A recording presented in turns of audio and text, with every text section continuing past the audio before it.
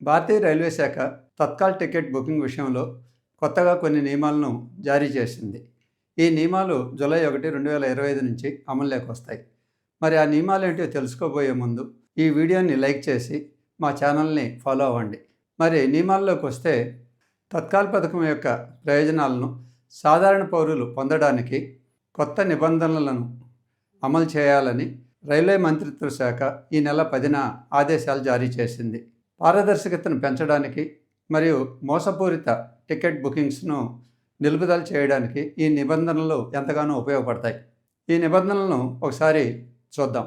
July 1, 2025 నుండి భారతీయ railway Tatkal టికెట్ల బుకింగ్ను ఐఆర్సీటీసీ వెబ్సైట్ లేదా మొబైల్ యాప్ నుంచి మాత్రమే టికెట్లు బుక్ చేయాలి. మరియు ఆధార్ ధృవీకరణ కలిగిన వినియోగదారులు మాత్రమే ఈ టికెట్లను బుక్ చేయగలుగుతారు. తత్కాల్ టికెట్ల రిజర్వేషన్ను సులభతరం చేయడానికి మరియు దుర్వినియోగాన్ని అరికట్టడానికి ఈ నిబంధన ఎంతగానో ఉపయోగపడుతుంది. అదేవిధంగా జూలై 15 నుండి తత్కాల్ టికెట్లు బుక్ చేసేటప్పుడు వినియోగదారులు తమ ఆధార్ వివరాలతో కూడిన వన్ టైం పాస్వర్డ్ వెరిఫికేషన్ని పూర్తి చేయాల్సి ఉంటుంది.